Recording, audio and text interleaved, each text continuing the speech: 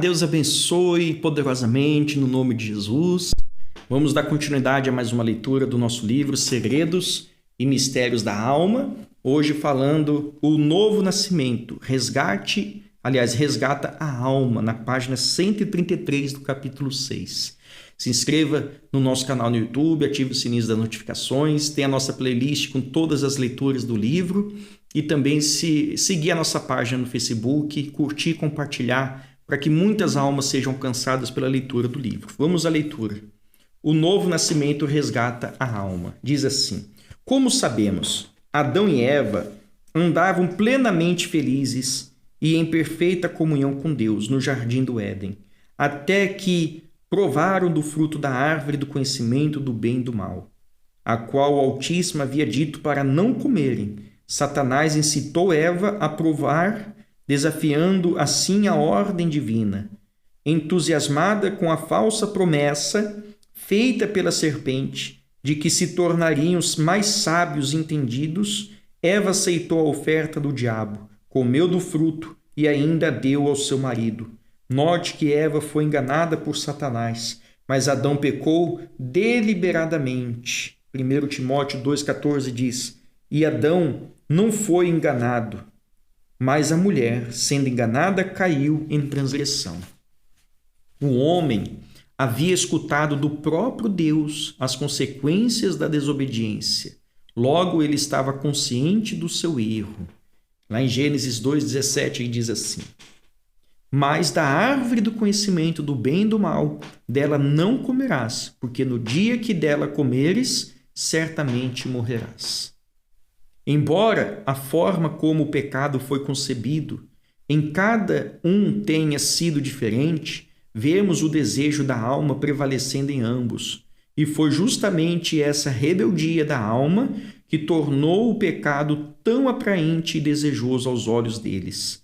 A queda de Adão e Eva mudou a condição deles drasticamente e fez com que a raça humana também sofresse os mesmos efeitos. Ou seja, por meio do homem veio o pecado, e por meio do pecado veio a morte, tanto física quanto espiritual. Romanos 5,12 diz: portanto, como por um homem entrou o pecado no mundo, e pelo pecado a morte, assim também a morte passou a todos os homens, por isso que todos pecaram.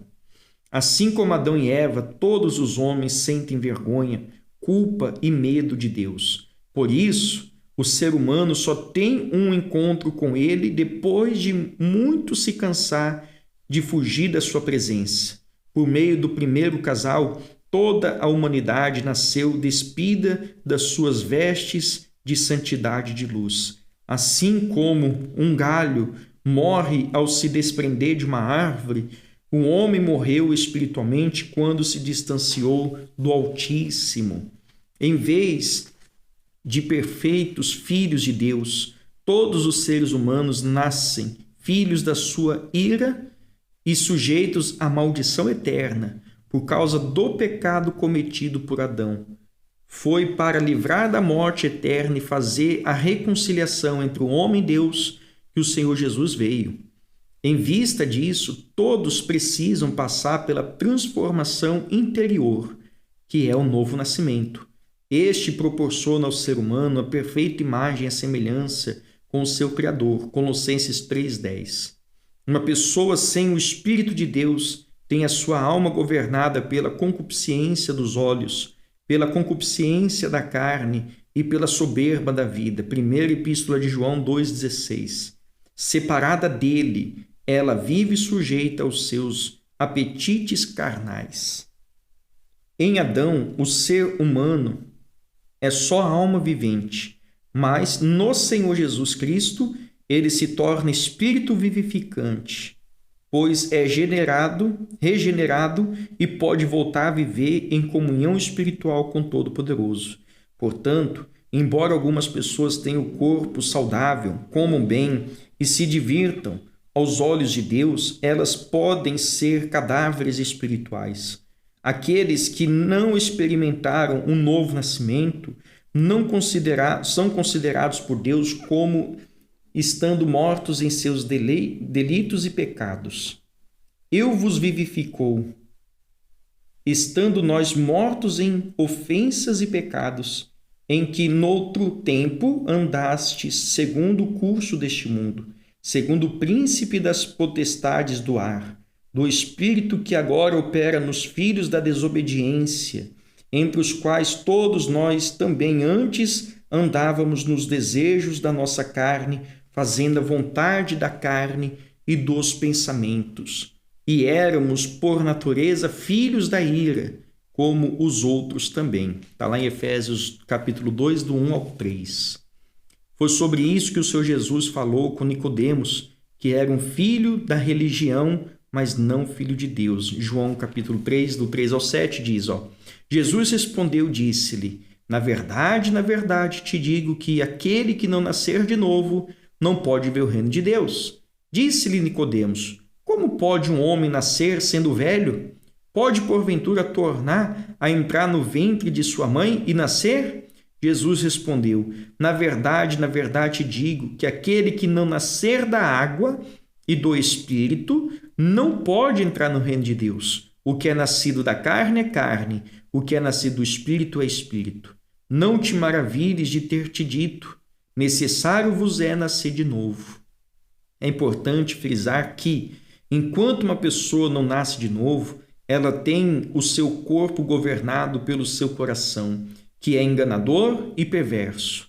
Ser regenerado pelo Espírito Santo é receber a capacidade de ter o seu espírito dirigido pelo Espírito de Deus. Logo, você passa a ser uma criatura espiritual, vivendo no reino espiritual. Para os espirituais, a palavra, que é o Espírito e vida, é suficiente e capaz de os convencer a respeito da vontade de Deus. Ela aconselha o nosso intelecto, o qual guia a nossa alma na administração do nosso corpo. O corpo não tem escolha, ele sempre vai se submeter à alma, tanto para o que é bom quanto para o que é ruim. Por outro lado, a alma tem a liberdade de aceitar ou não a direção do espírito humano e do Espírito de Deus, pois a vontade divina nunca foi imposta ao homem. A inteligência humana avisa a alma quando algo está errado. Mesmo assim, a alma luta para impor a sua vontade. Quantas doenças e problemas pessoas não enfrentam por terem uma alma indomável? Umas comem demais, enquanto outras comem de menos, para alcançarem um determinado padrão de corpo, divertem-se muito, vivem uma vida desregrada e têm vícios, e o resultado é a insônia, o esgotamento e a debilidade física. Isso mostra que, quando a alma governa o corpo sem direção do Espírito de Deus, ela induz o corpo aos erros, mas quando o Espírito de Deus guia a alma, ele conduz toda a vida da pessoa ao centro da vontade de Deus, ao equilíbrio e à sensatez. Essa é a grande diferença entre a alma que é espiritual e a alma que é carnal.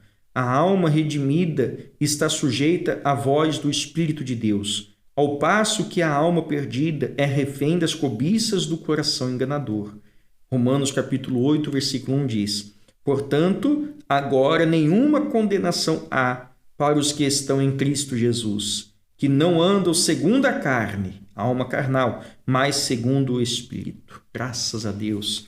Amanhã vamos dar continuidade falando a alma e o Espírito Santo na página 137 do capítulo 6. Que Deus abençoe a sua vida e até amanhã em nome de Jesus. Gostou? Que tal ouvir de novo? Ouça quantas vezes precisar até que este conteúdo faça parte de você. E não se esqueça de dar o seu like, comentar e compartilhar. Até a próxima!